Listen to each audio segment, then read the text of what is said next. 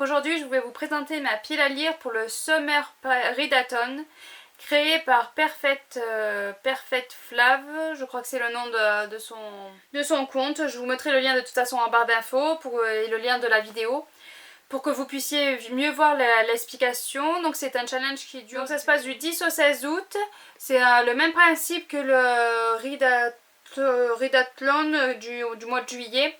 C'est sur une semaine, c'est un petit challenge assez court avec des catégories à suivre. Donc c'est plutôt pas mal sur une semaine parce que quand c'est plus long, après j'ai du mal à suivre. Voilà, comme le challenge Caraval ou les 4 maisons, c'est sur 4 semaines. Là, c'est Caraval, c'est sur 2 mois. Et voilà, j'ai beaucoup plus de mal à suivre. Au début du mois de juillet, j'avais vachement suivi les challenges. Et là, au fil des semaines, eh ben, je suis beaucoup moins les challenges. J'ai un peu calé. Donc du coup, je me dis que ce petit challenge Summer Readathon va peut-être pouvoir me remettre dans le bain et me remotiver pour les autres challenges. Donc voilà. Donc je commence tout de suite avec la première catégorie. Il faut lire un livre qu'on a acheté en 2019 ou avant.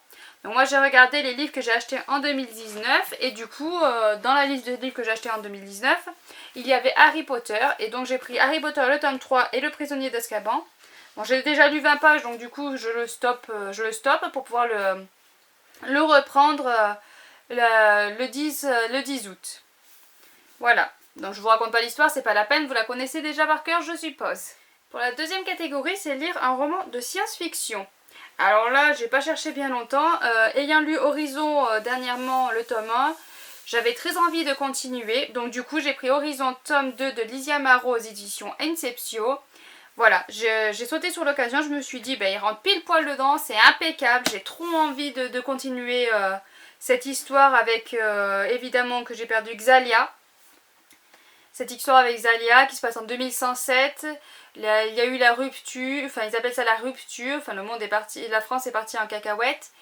Et du coup voilà, Xalia a parcouru dans le tome 1, a parcouru un chemin pour retrouver sa famille. Chemin semé d'embûches, voilà. Et du coup, la fin du tome 1 m'avait motivée à vouloir lire absolument le tome 2.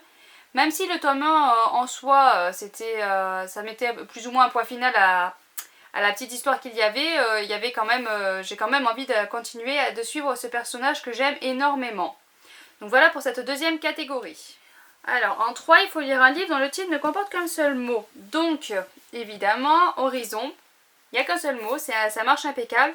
Et je me suis dit, soit je reprends le tome 2 qui va très bien dans le thème, soit si j'ai le temps, je lis le tome 3.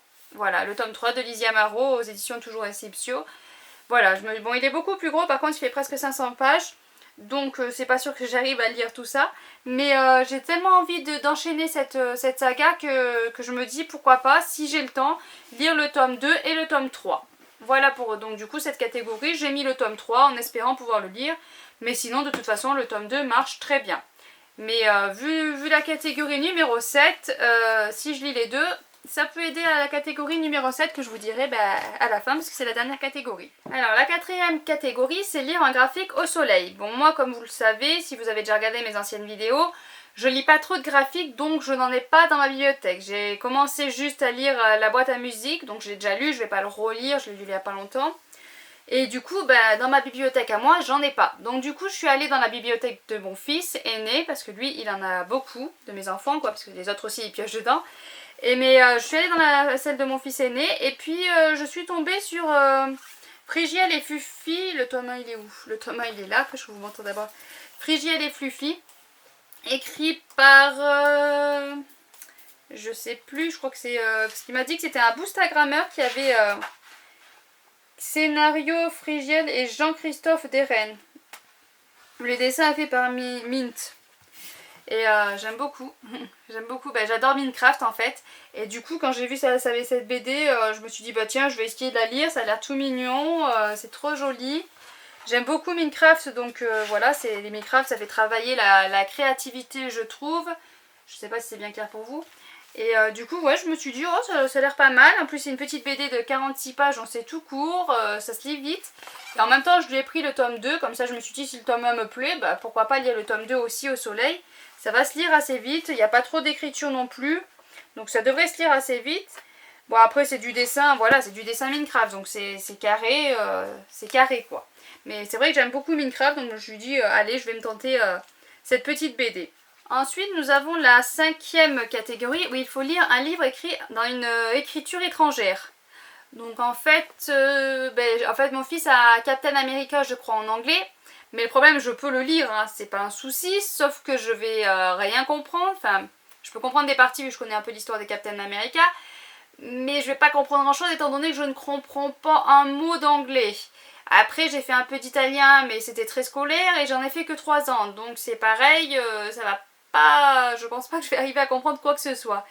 Donc pour cette catégorie j'ai rien mis. Voilà, je suis... Après le français pour moi c'est plus ou moins étranger vu que j'ai tendance à parler comme un petit chinois. Donc... Enfin c'est pas néfaste pour les chinois, hein, ne prenez pas ça mal. J'ai des réflexions peut-être un peu...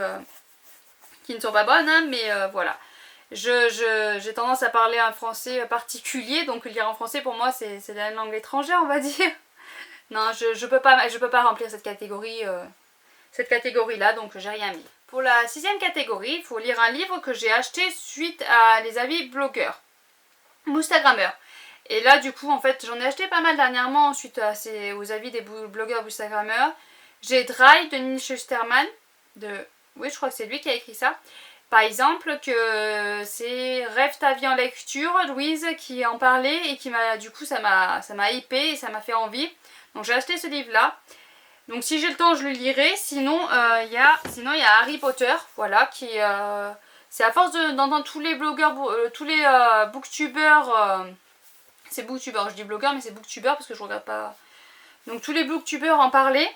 Voilà, c'est leur premier livre, c'est leur coup de cœur, c'est Harry Potter, Harry Potter, Harry Potter. À force d'en entendre parler, je me suis laissée tenter. Voilà, quand j'étais plus jeune, c'est vrai que tout le monde en parlait, du coup je voulais pas m'y tenter.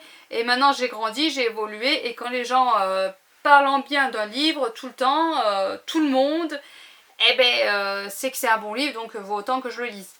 Donc celui-là rentre dans la catégorie. Donc où j'aurai le temps de lire Dry de Neil Shusterman. Je crois que c'est lui, Neil Shusterman. Je ne veux pas dire de conneries, de toute façon je vous mettrai la photo, je ne l'ai pas sur moi.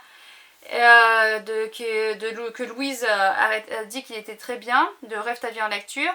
Ou alors, Harry Potter rentre dans le thème tout à fait, parce que tout le monde en parle bien de ce livre-là. Donc ça rentre dans le thème là. Voilà, donc pour la 16e catégorie, c'est fait. Et ensuite, la 7e catégorie, il n'y a pas besoin de livres. En fait, il y a juste besoin de lire tous les livres que j'ai pris. Voilà, parce que la 7e catégorie, c'est lire 1500 pages. Donc si je lis en fait tout ça, il y aura plus de 1500 pages. Donc ça sera fait, la 7e catégorie sera validée. Voilà, il me suffit de lire tout ça. Enfin, quand je dis il me suffit, je suis gentille parce que en fait, lire 1500 pages dans une semaine, je ne l'ai jamais fait. Voilà, pour moi, une semaine à 1000 pages, déjà, c'est compliqué à arriver à la réussir. Alors, 1500 pages, je ne suis vraiment pas sûre d'y arriver. Voilà. Je vous le dis sincèrement, hein, je lis pas vite, je lis quand j'ai le temps. Voilà, avec 5 enfants, j'ai pas forcément beaucoup le temps. J'essaye de me réserver le soir 2-3 heures de lecture. Si dans la journée, j'arrive, ils sont assez calmes, j'essaye de lire un petit peu, mais ça, c'est très rare, hein, c'est très très rare. En juillet, j'ai réussi à faire ça, voilà, ils étaient plus ou moins calmes. Mais au plus on avance dans les vacances, et au moins ils sont calmes, au plus ils sont turbulents, au plus ils sont infernales. Donc il y a très peu de chances que j'arrive à lire dans la journée, donc il me reste 2-3 heures le soir. 2-3 heures le soir, c'est-à-dire que je suis fatiguée, donc c'est-à-dire que je lis encore moins vite que d'habitude, donc voilà. Donc de toute façon c'est un challenge, donc je veux le tenter pour essayer de le réussir. Donc je vais y essayer. Je vais essayer au moins de lire 1000 pages. Voilà, je me fixe au moins 1000 pages minimum. Si j'arrive à 1500 pages, eh ben ça sera génial et j'en serai là-haut là. Je ferai là-haut là, mais ouais. Donc voilà pour cette pile à lire, pour ce petit challenge créé par Perfect Flav. Je regarde parce qu'en fait j'ai mis le nom de sa vidéo juste à côté, comme ça, de sa chaîne. Juste à côté, comme ça au moins j'étais sûre de pouvoir vous le dire.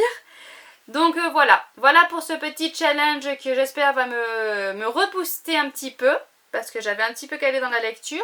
Donc j'espère que ça va me rebooster et me remettre à fond dedans.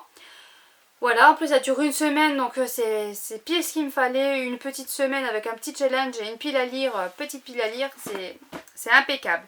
Donc je sais pas si je ferai un vlog cette semaine-là ou pas, vous verrez bien. Les vlogs en général je les publie le samedi, donc vous verrez bien hein, si je fais quelque chose ou pas.